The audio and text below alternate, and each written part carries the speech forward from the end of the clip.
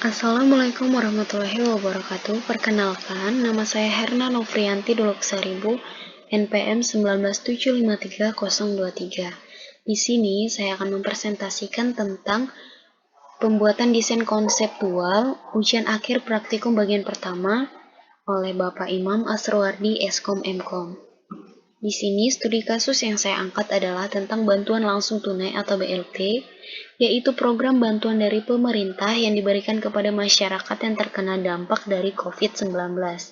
Di sini, pemerintah memberikan bantuan kepada masyarakat, khususnya masyarakat yang kurang mampu dan di PHK dari pekerjaannya akibat COVID-19. Nah, untuk menyusun desain konseptual, saya telah membuatkan beberapa entitas, yaitu ada Pemkab dan Pemkot dengan atribut ID, nama penerima, NIK, nama kota, dan nama kabupaten. ID sebagai primary key, nama penerima dan NIK sebagai mandatory.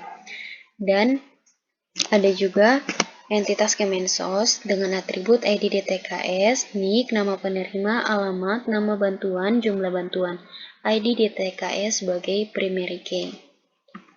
Kemudian ada pos penyalur dengan ID DTKS, NIK, data penerima, nomor antrian, dan kode pos. ID DTKS sebagai primary key, NIK, dan data penerima sebagai mandatory.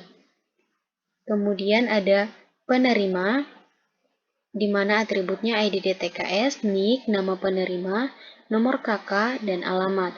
ID DTKS sebagai primary key, NIK, dan nama penerima sebagai mandatory. Untuk relasi atau hubungannya, Pemkab dan Pemkot memiliki hubungan many to one kepada Kemensos, di mana banyak Pemkab dan Pemkot memiliki hubungan kepada satu Kemensos. Untuk Kemensos dan pos penyalur memiliki hubungan one to many, di mana satu Kemensos memiliki hubungan kepada banyak pos penyalur. Untuk pos penyalur dan penerima ada one to many, di mana satu pos penyalur bisa menyalurkan bantuan kepada banyak penerima. Di sini saya telah melakukan bagian normalisasinya, yaitu mengurangi atribut dari Kemensos dan menambahkan entitas yang saya gambarkan sebagai ARC. Untuk menjelaskan, ARC-nya adalah sebagai berikut. Ini adalah ARC-nya dengan supertype dan subtype. Supertype-nya yaitu ada entitas status dengan ID DTKS sebagai primary key, nama penerima, NIK, dan alamat. Untuk subtype-nya ada diterima dan entitas tidak diterima. Nah, di sini saya menggambarkannya sebagai ARC, dan entitas diterima dan tidak diterima ini digambarkan di dalam satu supertype, yaitu karena atribut-atribut yang ada di dalam keduanya ini adalah sama dengan atribut yang ada di dalam supertype. Nah, maka digambarkan sebagai ARC-nya di sini. Ini adalah simbol dari ARC-nya guna untuk menyatakan di mana ada dua pilihan, yang dimana kedua pilihan ini tidak bisa dijalankan secara bersamaan. Contohnya, jika masyarakat diterima, maka bantuan langsung tunainya itu akan ditransfer jika ada nomor rekening, dan jika tidak memiliki, maka akan dikirim melalui kantor pos. Nah, keduanya ini tidak bisa dijalankan secara bersamaan.